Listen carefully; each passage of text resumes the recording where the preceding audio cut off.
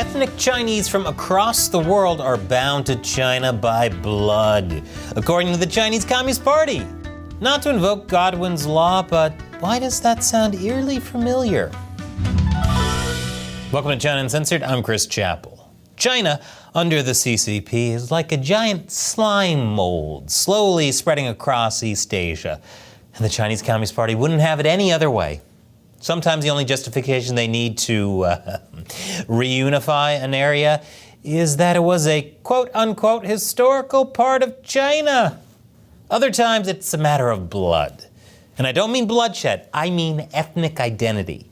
Hong Kong, with its 7 million people, has essentially been subdued and annexed by China ever since the CCP imposed a national security law on the city-state in 2020.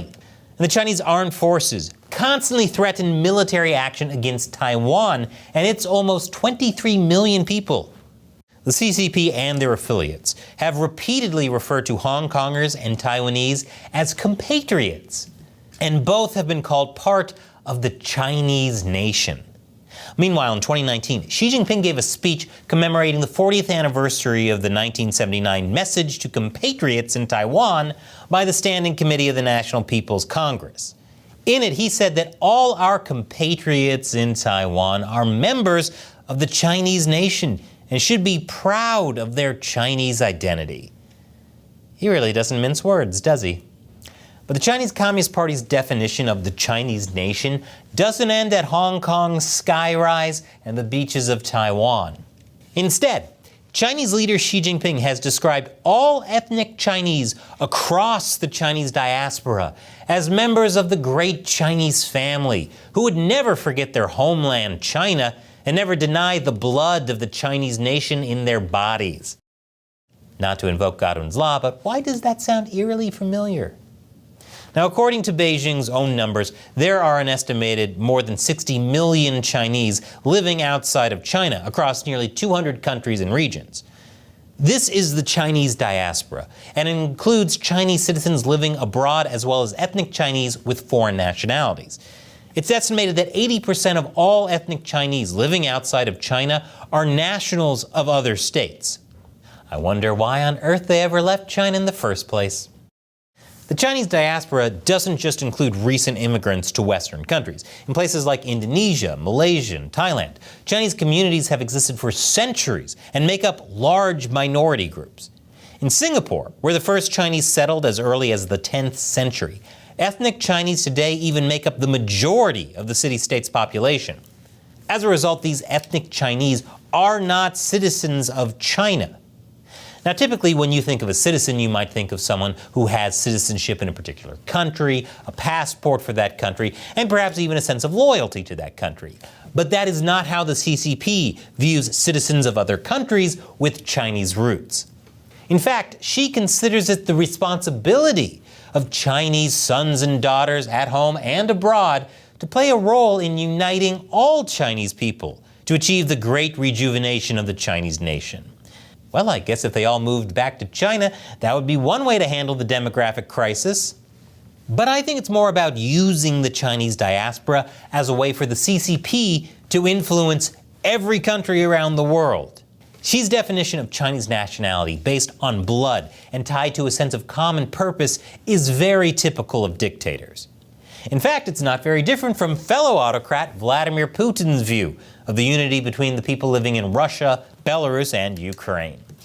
In an article from 2021, Putin says about the people of these three countries that our kinship has been transmitted from generation to generation. It is in the blood that unites millions of our families, for we are one people.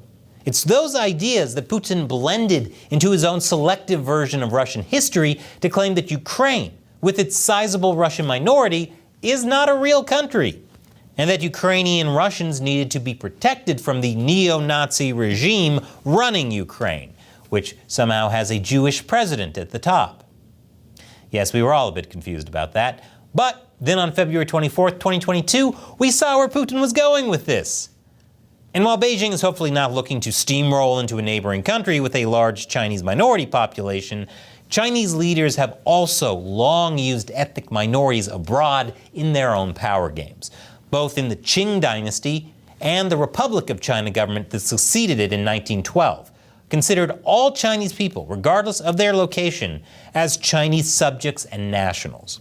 During the Chinese Civil War, beginning in 1927, both the Chinese nationals and the Chinese communists vied for the support and favor of Chinese diaspora communities. But with the communists' victory in 1949 and their subsequent consolidation of power in mainland China, the CCP's attitude toward the Chinese abroad began to change. By the 1960s, they looked to well-established Chinese communities in Southeast Asia as conduits for exporting communist revolution. Communists will communist, after all. According to Associate Professor Ian Chong-ja, who teaches Chinese foreign policy at the National University of Singapore, this created a degree of friction and sometimes animosity between ethnic Chinese and China on one side and local governments on the other. You mean the local governments didn't want their minority ethnic Chinese communities importing communism? Who could have guessed that would possibly happen? And who could have possibly guessed that the situation would turn violent? In 1965, thousands of Indonesian Chinese were killed in anti-communist purges following an alleged failed coup that the government blamed on local communists. For decades afterwards, the Indonesian government forced Chinese Indonesians to change their names and even ban celebrations of the Lunar New Year. And in Malaysia, hundreds of mostly ethnic Chinese were killed in race riots in the capital Kuala Lumpur after a Chinese-led political opposition made electoral progress in the 1969 election. The riots led to a state of emergency and the introduction of race-based policies favoring the majority Malays over the minority Chinese. With the death of Mao Zedong in 1976 and the beginning of a new era in China under Deng Xiaoping, the CCP changed its tune, however, to instead encourage the Chinese outside China to invest in the PRC. So while Xi's recent rhetoric is a change from the Deng Xiaoping era, it's not really a reinvention of Beijing's policy towards ethnic Chinese abroad. Rather, it's a return to a more imperial and assertive CCP vision for Chinese diaspora communities. This vision of ethnic Chinese everywhere as part of a grand Chinese nation often goes hand in hand with calls for Chinese abroad to tell China's story well. And some have heeded that call. For years, the wealthy Singaporean businessman Philip Chan encouraged his fellow ethnic Chinese in Singapore and Hong Kong to unite and, with the help of Chinese officials, work together to spread positive messages about China and expose the hypocrisy of fake news from the West. He also helped a public gathering organized by pro-CCP figures during which participants chanted, "Support Hong Kong police, protect Hong Kong, justice will win." Dare I ask where his wealth came from? But Chan's activities drew the attention of the Singaporean authorities, who in February designated him a politically significant person that has shown susceptibility to be influenced by foreign actors and willingness to advance their interests. Although it was not specifically mentioned which foreign actors' interests Chan was advancing, there wasn't really any doubt who the Singaporean authorities were referring to. The funny thing is that while Chan caught the attention of the authorities in Singapore, other members of the Chinese diaspora have caught the attention of the CCP by refusing to support the so-called Chinese nation they're supposedly part of. For example, the Hong Kong pro-democracy activist Agnes Chow. She was arrested and jailed for her involvement in the massive Hong Kong protests of 2019. After serving 7 months in jail, she was forced to go from Hong Kong to China for a propaganda tour to learn of the motherland's marvelous developments in exchange for getting her passport returned. In February, she became wanted by the Hong Kong police after she decided to remain in Canada and not return to Hong Kong. But even in Canada, she still expressed concern for her safety. That's how long the CCP's arm truly is. One target of that arm has been Kenny Chiu. He's a former member of the Canadian Parliament for the Conservative Party and has spoken out about Beijing's involvement in his native Hong Kong and foreign interference in Canada. In Canada's 2021 national election, the CCP allegedly leveraged the Chinese diaspora there to vote him out. This was the CCP directly meddling in Canadian elections.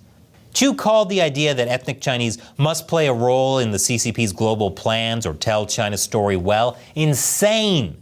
He compared it to the UK suddenly demanding that everyone with an English last name swear allegiance to the British crown. But I mean, in all fairness, when you are elected unanimously as the supreme leader of a country, it does feel more like the coronation of a monarch than the election of a president. But therein lies part of the problem for Xi and his vision of a greater Chinese nation. The Chinese diaspora is not playing along with his call to tell China's story well. Probably because most ethnic Chinese, unlike Xi, do not equate the Chinese Communist Party with China.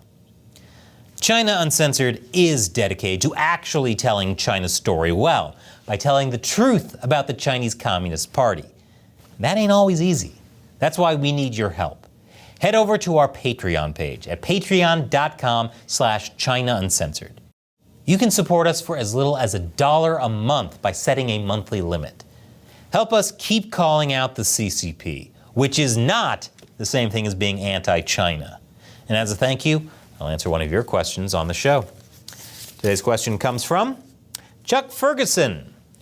You state openly that you have been hiding controversial content in your gaming channel. Can the YouTube censorship algorithms really be that stupid? Is that all it takes to defeat YouTube censorship? How does that work?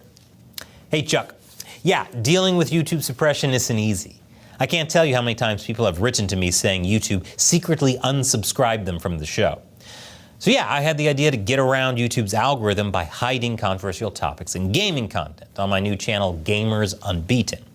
It's still a little early for me to tell how it's going. So far, I haven't had the same problems I've had on this channel, with videos being demonetized or removed by YouTube. I don't know how good YouTube's algorithm is at reading the words I actually say, but I'm sure that day is coming. So for now, all I can say is it's something I'm trying, and I hope it does work. In fact, you can click here to see the latest episode about the game Withering Rooms. It has absolutely nothing to do with Epstein's Island. Not a thing. Don't even know why I'm bringing that up. Let me know what you think. Thanks for your question and your support, Chuck. You can join Chuck on Patreon by clicking this orange button. It really does make a difference. Once again, I'm Chris Chappell. See you next time.